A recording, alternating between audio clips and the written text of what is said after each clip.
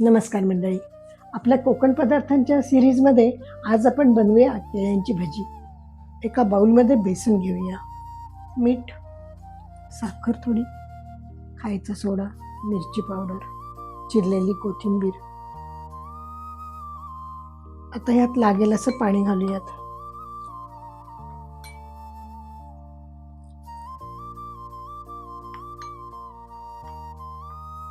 कडक तेलाचं मोहन घालूया.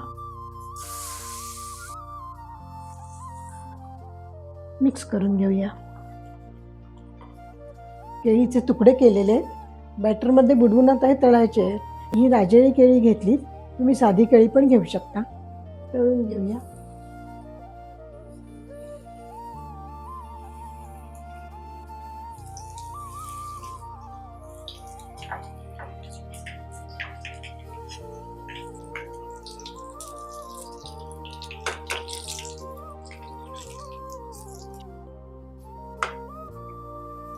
भजी छान तळून झालेली आहे.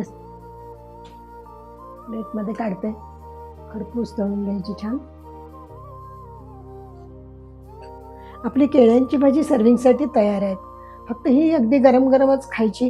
ह्याचं कारण म्हणजे वरणही छान खुसखुशीत होतात, पण आत केळ असल्यामुळं नरम पडण्याची शक्यता असते. तुम्ही करून बघा आणि सबस्क्राईब फॉलो करायला विसरू नका. घरचं खाणं हेचे आरोग्याचं लेणं.